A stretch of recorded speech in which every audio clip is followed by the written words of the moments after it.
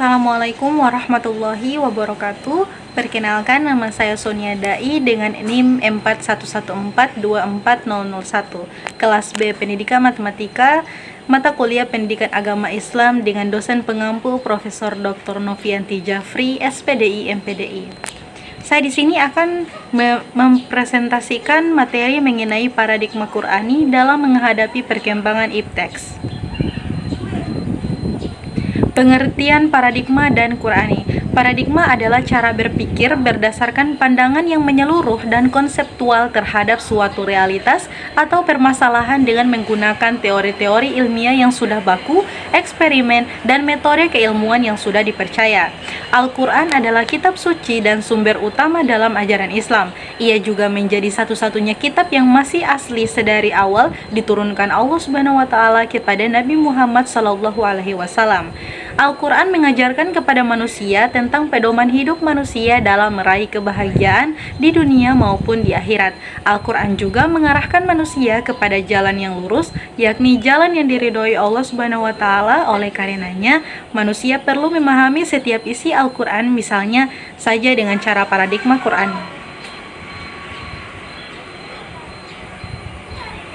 Arti paradigma Qur'ani. Paradigma Qur'ani adalah cara pandang pada cara berpikir, bersikap, dan berperilaku tentang sesuatu realitas atau sesuatu permasalahan berdasarkan Al-Quran.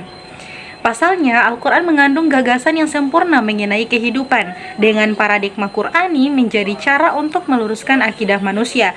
Akidah adalah iman yang teguh dan pasti, sehingga sama sekali tidak ada keraguan sedikit pun untuk orang-orang yang meyakinkannya. Selain itu, paradigma Qur'ani juga dapat meneguhkan kemuliaan dan hak-hak manusia, sebab Al-Quran menguatkan bahwa manusia adalah makhluk mulia. Allah menciptakan Adam dengan tangannya sendiri, diciptakannya Adam adalah sebagai khalifah atau pemimpin dunia. Cara menjadikan Al-Quran sebagai paradigma. Al-Quran merupakan pedoman utama umat Islam. Al-Quran juga berperan penting dalam mengajarkan manusia agar menjadi makhluk yang berbudaya dan beradab. Sebagaimana firman Allah yang artinya, "Ini adalah sebuah kitab yang kami turunkan kepadamu, penuh dengan berkah supaya mereka memperhatikan ayat-ayatnya dan supaya mendapat pelajaran orang-orang yang mempunyai pikiran." Quran Surah Sad ayat 29. Dari ayat di atas, Al-Quran mengharuskan umatnya untuk belajar dan memberitahu pentingnya pendidikan. Sebab sangat penting menjadikan Al-Quran sebagai paradigma dalam seluruh sektor kehidupan. Menjadi kitab utama umat Islam membuat Al-Quran menepati posisi istimewa. Selain itu, tidak ada perubahan merupakan bukti bahwa Al-Quran tak lekang oleh waktu. Maka dari itu, belajar Al-Quran adalah sebuah keharusan untuk mendapatkan kebahagiaan di dunia dan akhirat secara hakiki. Selanjutnya adalah pengertian iptek. Iptek adalah singkatan dari ilmu pengetahuan dan teknologi. Iptek merupakan ilmu yang mempelajari perkembangan teknologi berdasarkan ilmu pengetahuan. Paradigma Qur'ani dalam menghadapi perkembangan iptek adalah menjadikan Al-Quran sebagai paradigma pemikiran dan ilmu pengetahuan, serta menjadikan syariah Islam sebagai standar penggunaan iptek. Alasan mengapa Al-Quran dijadikan paradigma dalam menghadapi perkembangan iptek. Karena yang pertama, Al-Quran menjadi pedoman dan landasan bagi paradigma menuju modernitas supaya dapat berkembang serta menyejahterakan manusia. Yang kedua, Al-Quran mengandung pandangan tentang ilmu pengetahuan di mana Allah harus menjadi titik awal dalam pencarian pengetahuan, penggunaan, pengembangan, dan tujuan akhir. Yang ketiga, ketentuan halal haram, hukum-hukum syariah Islam wajib dijadikan tolak ukur dalam pemanfaatan iptek. Pandangan Al-Quran sebagai dasar iptek. Peran pertama yang diaplikasikan Al-Quran dalam iptek yaitu akidah Islam harus dijadikan basis segala konsep dan aplikasi iptek. Paradigma Al-Quran ini yang seharusnya diterapkan oleh kaum muslimin saat ini bukan paradigma sekuler seperti yang ada sekarang. Namun di sini perlu dipahami bahwa ketika akidah Islam dijadikan landasan iptek, bukan berarti konsep-konsep iptek harus bersumber dari Al-Quran dan hadis. Tapi maksudnya adalah konsep iptek harus distandarisasi benar salahnya dengan tolak ukur Al-Quran dan hadis, dan tidak boleh bertentangan dengan keduanya. Manfaat serta hal penting yang dipelajari dalam paradigma Qur'ani dalam menghadapi perkembangan iptek.